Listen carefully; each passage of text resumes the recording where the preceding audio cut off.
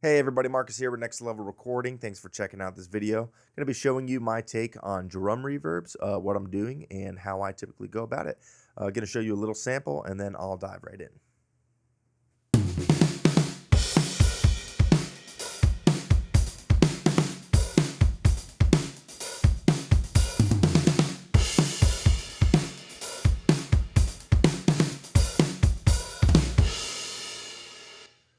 Cool. Now, personally, I don't like using reverb on close mics of the drums. It just never sounded natural to me personally. There's nothing wrong with it. If that's your thing, go for it. But I personally have never liked it. I typically like using reverbs on drums, on the overheads or room mics, just to enhance the ambience that's already there. And that's just my sound. Not telling you that's what you need to do, but that's the sound I like. That's the sound I go for. Now, for this particular drum set, all we had was overhead, so I'm sending them to a drum reverb. I'm using the Abbey Road plate. I simply just went to the preset. I loaded the drum room up. I liked how it sounded just straight up. I didn't make any changes to it. Typically, I might, dial back the pre-delay or something, adjust the wet dry, but I honestly liked it right off the bat, so I kept it. Now, before the reverb, I typically like to do some processing before it, going into the reverb. So I am using a CLA Mix Hub. Now, this is a new plugin. It's pretty awesome. It's modeled after Chris Lord Alge's SSL 4000, and it's pretty awesome. So I'm doing not too much stuff, but there's quite a bit going on in this plugin just because there's a lot to it. So let's just start from left to right. Now, on the left, the very top, there's a mic input knob, if you will. So on an SSL, this is a mic input, so it basically turns up your gain on your mic so you can get some more flavor out of it. Now on this plugin, it's more like a gain knob, saturation knob, so it's giving me some more flavor. It brings out a lot of character in the room mic and in whatever element you have it on in your mix. So I just turned it up a little bit, brought out some nice characteristics, some little bit of distortion. Underneath that, I did some high pass and low pass filtering up to 92 and 11,000 kilohertz just to push it back in the mix.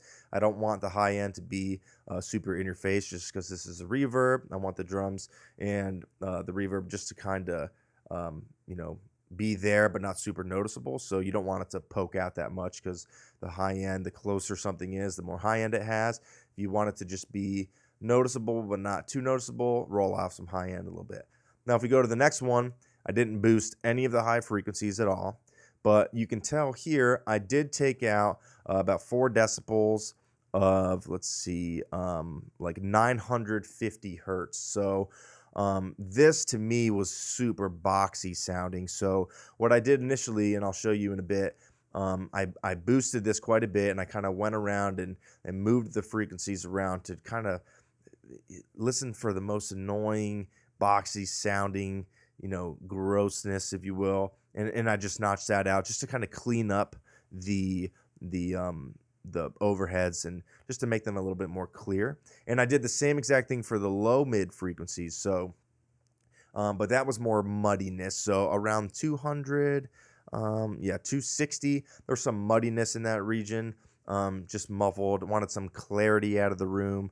When you're in a room, there's just a lot going on. There's a lot of low mid buildup. Just wanted to clean that up, clear it out, and basically create some space so the reverb is nice and clear.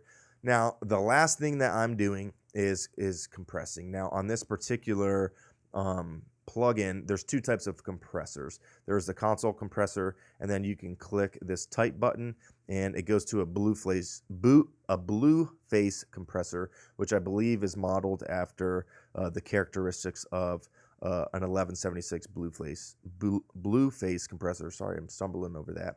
I have a 4-to-1 ratio set, and I'm doing about 10 decibels of gain reduction.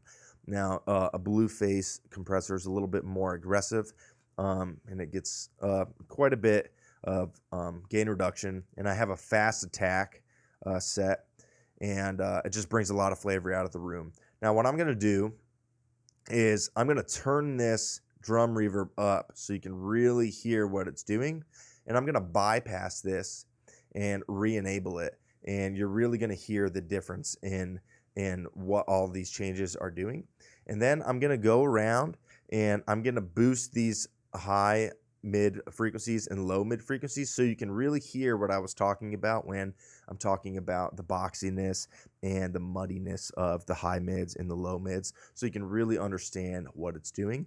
And then I'll turn this back down to what it was at, and you'll really hear the difference between having the drum room verb in there and the room verb out. And then that's going to be the video. So here we go. This is going to be before and after.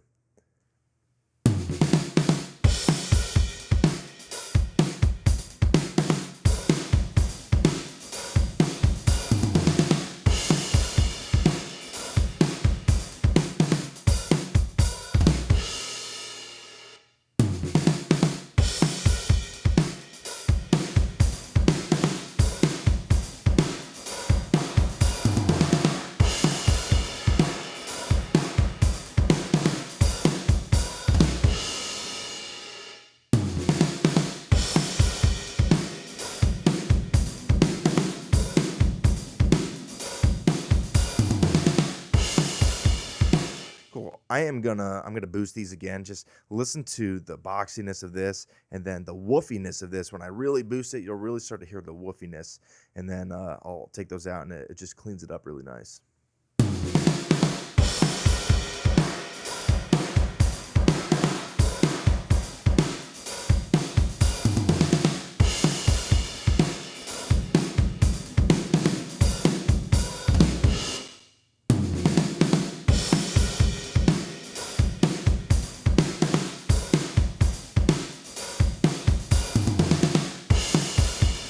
Cool, I'll do another before and after. Now again, this is extreme. I turn the reverb up, but I'm gonna do another before and after with the EQ, compression, everything bypass and re-enabled.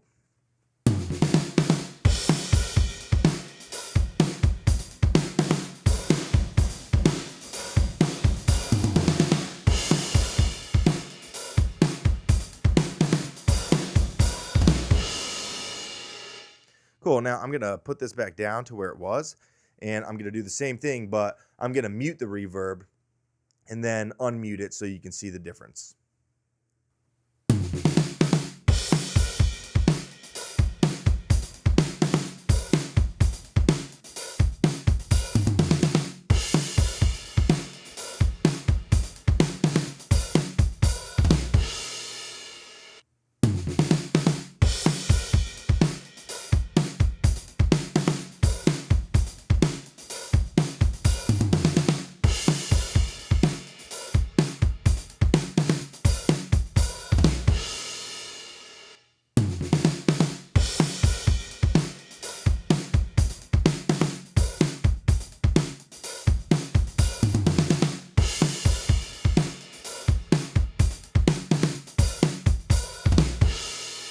Cool. It's not crazy.